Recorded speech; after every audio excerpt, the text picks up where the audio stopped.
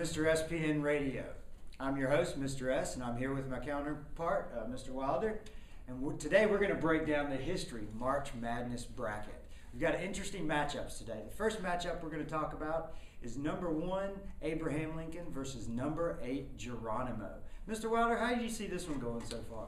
Well, Mr. S, let's not kid ourselves. When we look at Abraham Lincoln's a powerhouse. He's got everything you look for in a March Madness contender.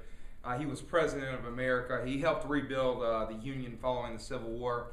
But one thing I will say is Geronimo, he was a fierce resistor to American settlers coming onto his land. He always fought back. So while I'm definitely taking Abraham Lincoln, I wouldn't be surprised if Geronimo puts up a fight and it's a little closer than everybody thinks.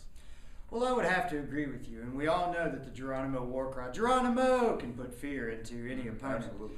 But I'm going to have to agree with you that I think it's going to be the tall man from Illinois, although I would disagree and say that I don't think it's going to be quite as close. Okay. Our next matchup we have is the 4 and 5 matchup. That's going to be a close one. We have the number 4, Booker T. Washington versus the number 5, W.E.D. DuBois. Mr. Wilder, how do you think this one's going to go? Well, you know, when you're dealing with middle school students, you never know how it's going to go. But if I had to put money on it, it's going to be close, but I'm putting my money on W.E.B. This guy, you know, he didn't want to wait around. He wanted full rights immediately, and I think that means something. So I think it's going to be W.E.B. in a very close vote. I agree that this is going to be a close 4 to 5 matchup. Some of these matchups are almost like toss-ups, but I would have to go with this in this one and go with Booker T. Washington. I think his style, where he wanted to be more patient and use the education route, I think that offers a little bit more of a lasting.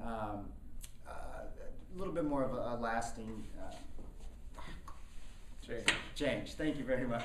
So a little bit more of a lasting change on there. So I'm going to have to go with Booker T. Washington, but I do agree that this one's going to be close and it's going to be a toss-up.